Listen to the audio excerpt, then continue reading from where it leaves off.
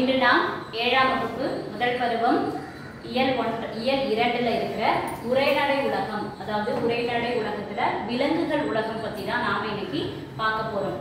வாங்க என்ன சொல்லியிருக்காங்க பார்க்கலாம். விலங்குகள் அப்படின்னாவே நமக்கு ரொம்ப பிடிக்கும். நம்ம எல்லாருமே என்ன பண்ணுவோம், வீட்டில் ஒரு கண்டிப்பாக யானையோ இல்லை நாய்க்குட்டியோ ஏதோ ஒன்று வளர்த்து வருவோம். அதே மாதிரியே நாம் மிருக காட்சி சாலைக்கு செல்லும் பொழுது விலங்குகளை பற்றி தெரிஞ்சுக்கணுன்ற ஆர்வம் நமக்குள்ள அதிகமாக இருக்கும். அதனால ஒரு விலங்குகளை பற்றி தெரிஞ்சுக்கிற ஒரு சிறுமி அதை ஒரு தொகுப்பாக எடுக்கணும் அப்படின்னு அவங்க அம்மா கிட்ட சொல்றாங்க. அதை பத்தி தான் நாம இன்னைக்கு பார்க்க போறோம். வாங்க என்ன பார்க்கலாம். அதுக்கு முன்னாடி வளம் நிறைந்த நிலம், அடர்ந்த மரங்கள், செடி கொடி, நன்னீர், நல்ல காற்று, இது எல்லாத்துடைய இருப்பிடமே எங்க இருக்கும்? இதோட இருப்பிடமே எங்க இருக்கும்னா ஒரு காட்டுல தான். ஒரு காடு அப்படிங்கிறது மிக மிக முக்கியமான ஒன்று. ஒரு நாட்டின் வளம் ஒரு காடுடைய வளம் தான் ஒரு நாட்டினுடைய வளமாக கருதப்படுகிறது. இங்கு வெறும் இது மட்டும்தான் இருக்குமான கிடையாது. பறவைகள், விலங்குகள், தாவரங்கள் போன்ற பல்லுயிர்களும் பல்லுயிர்களும் வாழும் இடமாக தான் காடுகள் நமக்கு காட்சியளிக்கின்றன. மனிதனுடைய முதல் இடம் எது அப்படின்னா இருப்பிடம் காடு தான். அதனாலதான் மரபு தொடர்ச்சியாகவே நாம விலங்குகள் பத்தியும் காட்டை பத்தியும் தெரிஞ்சுக்கிறதுக்கு மிகவும் ஆர்வமாக இருக்கிறோம். சரி வாங்க, இப்போ நாம நம்மளுடைய இந்த பாடப்பகுதியில ஒரு சிறுமி விலங்குகள் பற்றிய புகைப்பட தொகுப்பு ஒன்று தயாரிக்கணும். அதற்காக என்னெல்லாம் ஒரு முயற்சிகள் எடுக்கிறாங்க அப்படிங்கிறத நாம பார்க்கலாம். பள்ளியிலிருந்து வீடு திரும்பிய ஆதினி. இந்த சிறுமியின் பெயர் ஆதினி, அவங்க அம்மாவின் பெயர் மலர்வினி. இவங்க 2 பேரும் இப்ப பேசிக்கிறாங்க. இந்த சிறுமி பள்ளியிலிருந்து வீடு திரும்பினதுக்கு அப்புறம் தன்னுடைய அம்மா பணியிலிருந்து வருவதற்காக என்ன பண்றாங்க, காத்திருக்கிறாங்க. அவங்க அம்மா வந்ததுக்கு அப்புறம் எனக்கு விலங்குகள் பற்றிய ஒரு புகைப்படத்துக்கு தயாரிக்க வேண்டியிருக்கு, அதற்கு தாங்கள் உதவி செய்வீர்களா அப்படின்னு தன்னுடைய அம்மாவிடம் கேட்குறாங்க. அதுக்கு அவங்க அம்மா, ஏன், நான் வன அலுவலர் ஒருவர் எனக்கு தெரியும், நாளைக்கே நான் சென்று விலங்குகள் பற்றிய தொகுப்புகளை தயாரிக்கலாம் அப்படின்னு சொல்றாங்க. அது எங்க இருக்கு அப்படின்னு கேட்கும்போது முண்டந்துறை களக்காடு அப்படின்ற ஒரு இடத்துல தான் நம்ம போய் தயாரிக்கலாம் அப்படின்னு சொல்றாங்க. சரி, மறுநாள் என்ன பண்றாங்க, அந்த விலங்குகளை பார்ப்பதற்காக போறாங்க. எவ்வளவு பெரிய காடு, பார்ப்பதற்கே ரொம்ப வியப்பா இருக்கே அப்படின்னு அங்க இருக்க வன அலுவலர்கிட்ட என்ன சொல்றாங்க, ஆதினி பேசுறாங்க. அப்போ மாமா இந்த காட்டை பத்தி கொஞ்சம் சொல்லுங்களேன் அப்படின்னு சொல்லும் போது, இந்த காடுகள் அனைத்தும் மனிதனுடைய முயற்சியின்றி வளர்ந்தவை அப்படின்னு ஃபர்ஸ்ட் சொல்றாங்க. அப்ப என்ன அர்த்தம், காடுகள் அப்படிங்கிறது நாம எல்லா செடி கொடிகளையும் நட்டு வைத்து வளர்ப்பது கிடையாது. அதுவாகவே என்ன பண்ணுது, வளருது. எப்படி அதுவாகவே வளர்ந்துக்குது அப்படின்னா, விலங்குகள் ஒன்று விட்டு விதைகளை அங்கங்கு ஆங்காங்கே தூவுகின்றன. அது மூலயமா, பறவைகள் மூலயமா, காற்று மூலமா, நீர் மூலமா, இது மாதிரி தான் நமக்கு நிறைய மரங்கள் செடி கொடிகள்லாம் வளருது. இப்படி மனித முயற்சியின்றி உருவானவை தான் காடு அப்படின்னு சொல்லி அந்த வன அலுவலர் சொல்றாரு. இங்க என்னெல்லாம் இருக்கும், செடி இருக்கும், கொடி, மரம் மட்டும்தான் இருக்குமானா இல்லை. செடி கொடி, புல் புதர், பறவை, விலங்கு போன்ற பல் உயிரிகள் வாழும் இருப்பிடம் தான் இந்த காடு அப்படின்னு சொல்றாங்க. இது மட்டும் இல்லாம நிறைய நீர் ஓடைகளும் அங்க இருக்கும். காடு பார்ப்பதற்கு ரொம்ப அழகா இருக்கும் அப்படின்னு சொல்றாங்க. இந்த புலிகள் காப்பகம் பற்றி நாங்கள் தெரிந்து கொள்ளலாமா, எங்களுக்கு சொல்றீங்களா அப்படின்னு சொல்லி ஆதினி என்ன பண்றாங்க, அந்த வன அலுவலர்கிட்ட கேட்கிறாங்க. இந்த புலி காப்பகம் தமிழகத்தில் தமிழ்நாட்டில் 2வது மிகப்பெரிய காப்பகம். 895 சதுரடி பரப்பளவு கொண்டது மிகப்பெரிய 2வது காப்பகம் அப்படின்னு சொல்றாங்க. இங்க என்னெல்லாம் இருக்கும் அப்படின்னா, யானை, புலி, சிறுத்தை, மான், கரடி, காட்டு மான் போன்ற அரிய விலங்குகள் எல்லாம். இதெல்லாம் நம்ம எளிதில் போய் என்ன செய்ய முடியாது, பார்க்க முடியாது. நம்ம இங்க எல்லா விலங்குகளையும் இங்க நம்ம பார்க்கலாம் அப்படின்னு சொல்றாரு. இன்று எல்லா விலங்குகளையுமே நம்ம பார்த்துடலாமா அப்படின்னு ஆதினி ரொம்ப ஆர்வத்தோட கேட்குறாங்க. அதுக்கு வன அலுவலர் சொல்றாங்க, அப்படி சொல்ல முடியாது. நாம வழியில் செல்லும் பொழுது என்னென்ன விலங்குகளை நாம் கண்ணில் பார்க்கிறோமோ எல்லா விலங்குகளையும் ஓரளவு நாம் பார்த்து விடலாம். அவை இருக்கும் இடங்களுக்கு சென்று நாம் பார்க்க முடியாதா அப்படின்னு சொல்லி ஆதினி வனவர்கிட்ட கேட்குறாங்க. அதுக்கு அவர், நாம அரசு அரசு அனுமதிக்கப்பட்ட இடம் வரை தான் என்ன பண்ண முடியும், பயணம் செய்ய முடியும். விலங்குகளை நம்ம என்ன பண்ணக்கூடாது, துன்புறுத்தக்கூடாது அப்படின்னு சொல்றோம். அதனால 2 பேரும் என்ன பண்றாங்க, பேசிக்கிட்டே தொலைதூரம் சென்றுட்டு இருக்கும் விலங்குகளை எல்லாம் பார்த்துட்டு போயிட்டு இருக்காங்க. அதுக்கப்புறம் ஆதினி திடீர்னு போய்கிட்டே இருக்கும் பொழுது மிகுந்த மகிழ்ச்சியுடன் ஒரு சத்தம் போடுறாங்க. என்ன சத்தம் அப்படின்னா, அப்போது தூரத்துல ஒரு யானை கூட்டமாக என்ன பண்ணுது, அவர் கண்களுக்கு தெரிகிறது. அதை பார்த்த ஆதினி யானை யானை என்று மகிழ்ச்சியுடன் என்ன பண்றாங்க, சத்தம் போடுறாங்க. பின்பு அந்த யானைகளை என்ன பண்றாங்க, புகைப்படம் எடுத்துக் கொள்கிறார்.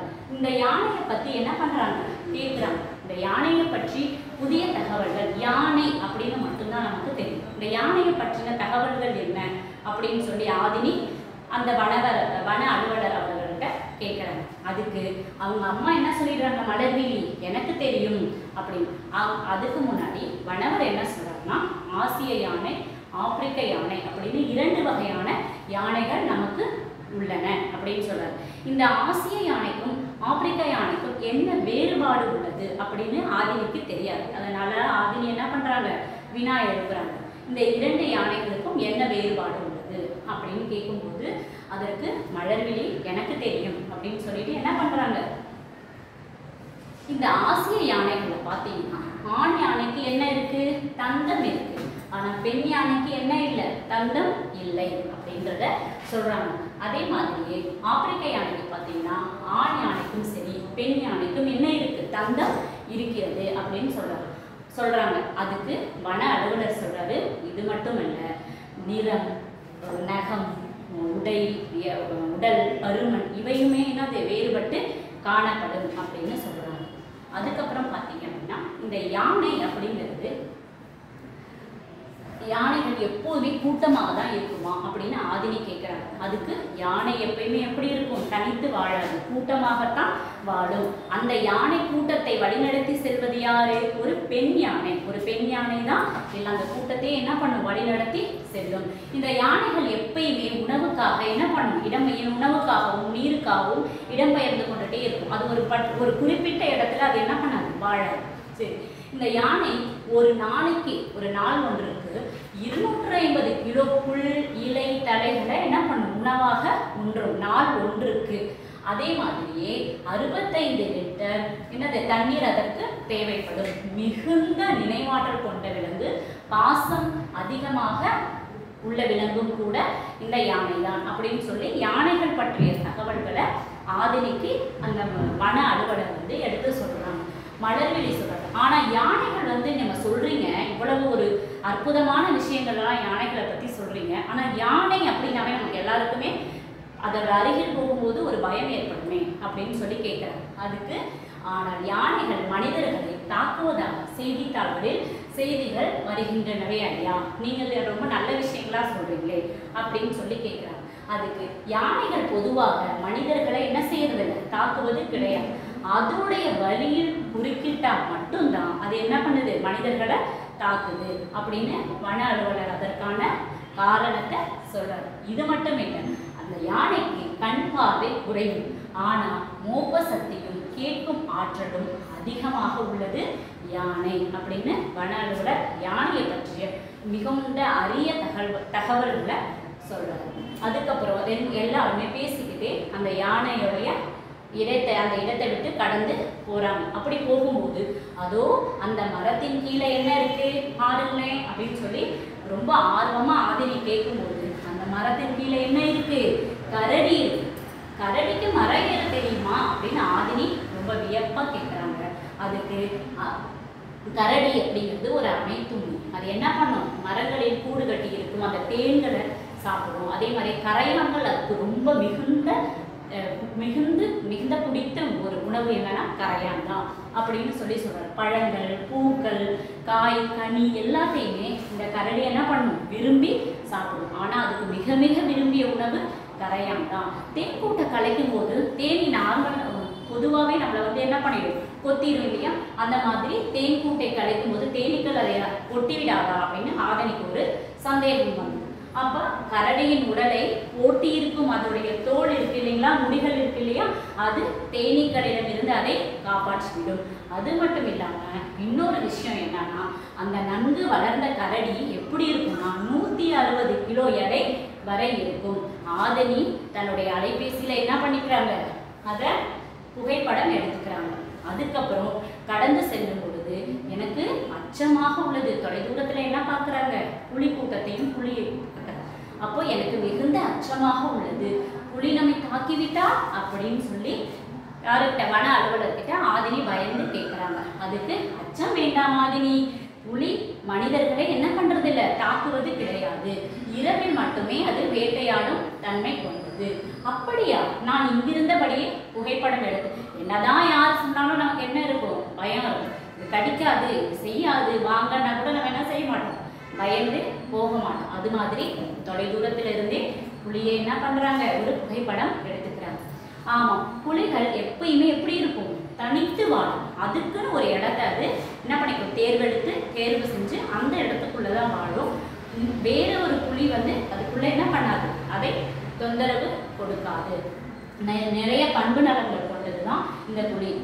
அதே மாதிரியே இதுக்கு உணவு வேணும் அப்படின்னா இது என்ன பண்ணும், வேட்டையாடிய பிறகு மீண்டும் ஒரு விலங்குகளை அது என்ன பண்ணாது, வேட்டையாடாது. அப்படிப்பட்ட ஒரு பண்புள்ள விலங்கு அப்படின்னு தான் நாங்க சொல்லுவோம். சரி, நம்ம காட்டுக்குள்ள அனுமதிக்கப்பட்ட இடம் வரையும் என்ன பண்ணிட்டோம், வந்துட்டோம். இதுக்கு மேல நம்மளால என்ன செய்ய முடியாது, போக முடியாது அப்படின்னு சொல்லிட்டு வன அலுவலர் கூட்டிட்டு போறாரு. அப்படி கூட்டிட்டு போயிட்டு இருக்கும் போதே இன்னும் அவருடைய கேள்வி அடங்கல. திடீர்னு காட்டுக்கு அரசன் சிங்கம் தானே சொல்றாங்க அப்படின்னு சொல்லி கேட்கிறாங்க. மாமா சொல்லுங்க இந்த சிங்கத்தை பத்தி. உலகில ஆசிய சிங்கம், ஆப்பிரிக்க சிங்கம், ஆசிய சிங்கம், ஆப்பிரிக்க சிங்கம் என 2 வகை சிங்கங்கள் உள்ளன. இதுல குஜராத் மாநிலத்துல கிர் சரணாலயத்துல மட்டும்தான் ஆசிய சிங்கங்கள் இருக்கு. இது எப்படி இருக்கும்னா, நீளம், உயரம், பருமன், எடை, பலம், வேட்டையாடும் திறன் ஆகியவை அனைத்திலும் சிங்கத்தை விட புலி மட்டும்தான் சிறந்ததா இருக்கும். அதனாலதான் எல்லாருமே என்ன சொல்றாங்க, இயற்கை விஞ்ஞானிகள் அனைவருமே புலியை விட காட்டுக்கு சிறந்த அரசன் எதுவுமே கிடையாது, சிங்கத்தை விட புலியே சிறந்த அரசன் அப்படின்னு யாரு சொல்றாங்க, இயற்கை விஞ்ஞானிகளால் கூறப்படுகிறது அப்படின்னு சொல்லி சிங்கத்தை பத்தின ஒரு அரிய செய்தியை பத்தி சொல்றாங்க. அதுக்கப்புறம் பார்த்தீங்கன்னா இதை அப்படியே கடந்து போயிட்டே இருக்கும் பொழுது ஒரு மான் கூட்டம் தென்படுது. அந்த மான் கூட்டத்தை என்ன பண்றாங்க, ஊர்தி அலுவலகம் நோக்கி அவங்க எல்லா இடத்தையும் பார்த்துட்டாங்க. அனுமதிக்கப்பட்ட இடம் வரையும் பார்த்துவிட்டு மீண்டும் திரும்பும் போது தொலைதூரத்துல என்னது குட்டிகளுடன் மான்கள் விளையாடி கொண்டிருக்கும் அந்த இதை காட்சியை பார்க்குறாங்க. அப்போ ஆதினி, இவை புள்ளிமான்கள். இந்தியாவில் சருகுமான், மிலாமான், வெளிமான் என பல வகையான மான்கள் இருக்கு அப்படின்னு சொல்லி சொல்றாங்க. பாருங்க, சருகுமான், மிலாமான், வெளிமான் இது இந்தியாவில் இருக்கிற புள்ளிமான். ஆனால் எல்லா வகை மான்களை விட மிகவும் அழகு மிகுந்தவை எதுனா புள்ளிமான்கள் மட்டுமே அப்படின்னு அவளுக்கு நிறைய விஷயங்கள் விலங்குகளை பற்றி தொகுப்பெடுப்பதற்கு நிறைய விஷயங்கள் ஆதினி தெரிஞ்சுக்கிட்டாங்க. அதனால அவங்க மிகுந்த சந்தோஷத்துடன் அங்கிருந்து என்ன பண்ணிட்டாங்க, விடை பெற்றுட்டாங்க. அவங்களுக்கும் அவங்க அம்மாவுக்கும் அவங்களுக்கும் மிகுந்த சந்தோஷம். உங்க எல்லாருக்கும் இந்த கதை பிடிச்சிருக்கும், புரிஞ்சிருக்கும்னு நான் நம்புறேன்.